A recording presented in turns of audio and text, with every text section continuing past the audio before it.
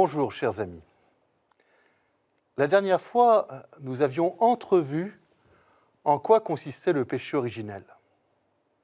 Une question se pose cependant, comment se fait-il que nous en héritions? Après tout, ce n'est pas nous directement qui avons péché, mais bien Adam et Ève. Alors, pourquoi en portons-nous les conséquences?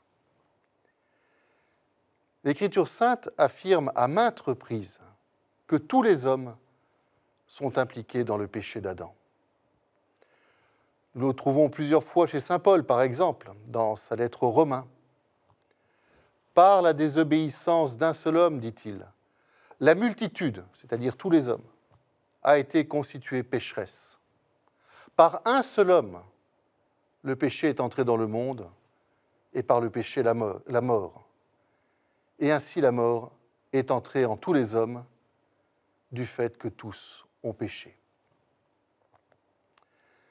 La souffrance de l'homme et son inclination au mal ne sont compréhensibles que si nous croyons en ce lien de chacun de nous avec le péché d'Adam qui nous est transmis à la naissance. C'est en raison de cette certitude de foi que l'Église donne le baptême pour la rémission des péchés, même aux petits-enfants qui pourtant n'ont pas commis de péché personnel. Pour comprendre qu'une telle hérédité puisse nous être imputée, prenons un exemple. Si un couple se fâche avec ses parents, au point de les écarter de leur vie, il y a peu de chances que les enfants de ce couple connaissent un jour leurs grands-parents, sauf démarche exceptionnelle de la part des grands-parents ou des petits-enfants. C'est en fait ce qui se passe entre le premier couple humain et Dieu. Nous héritons de la coupure que nos premiers parents ont établie entre eux et le Père. Pour s'approcher de ce mystère, il faut donc renoncer à une conception individualiste de l'humanité. Il faut comprendre que tous les hommes sont solidaires, parce qu'il y a une unité du genre humain.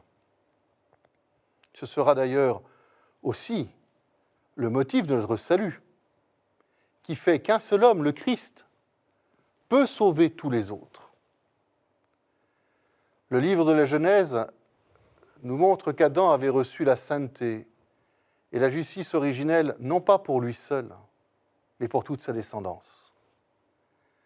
Et en cédant au tentateur, Adam et Ève commettent bien sûr un péché personnel, mais ce péché affecte toute leur nature humaine.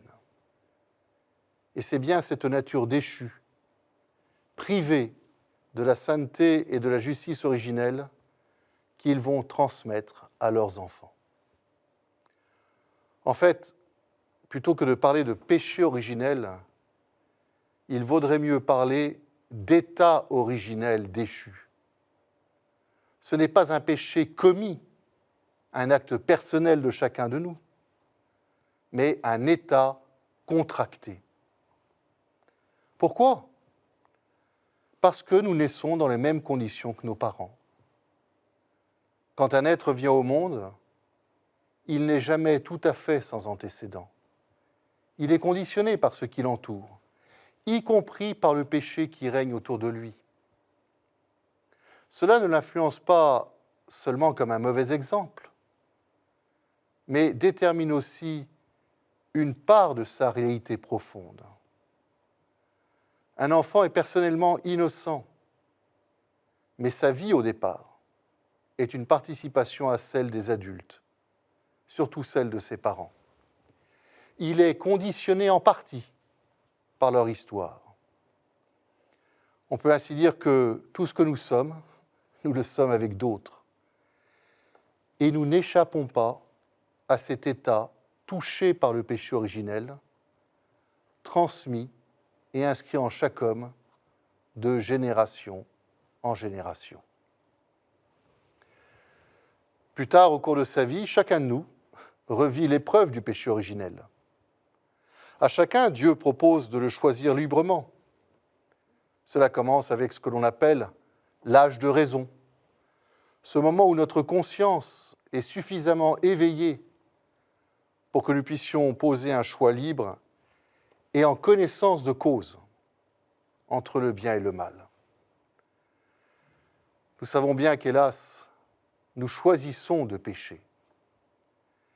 C'est ainsi que, par un mauvais usage de sa liberté et par ses fautes personnelles, chacun de nous va adhérer à cet état de péché héréditaire. En fait, comme le dit Bernanos, le scandale de l'univers n'est pas la souffrance.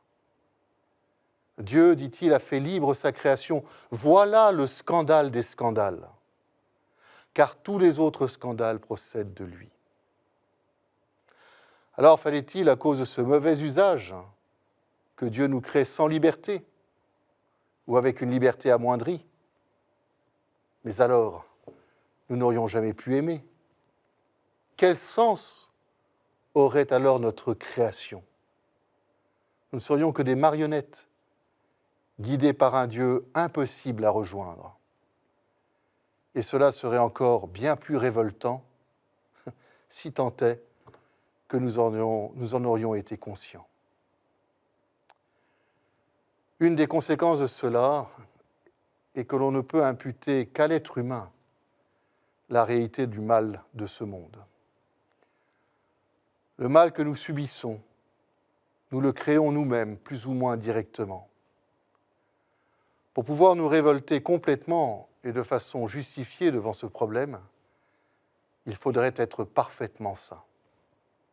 En fait, le seul qui peut vraiment se révolter face à ce mal, c'est Dieu, parce que lui seul est vraiment incompatible avec le péché.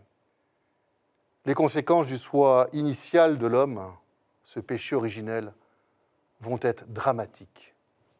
C'est ce que nous verrons la prochaine fois. À très bientôt.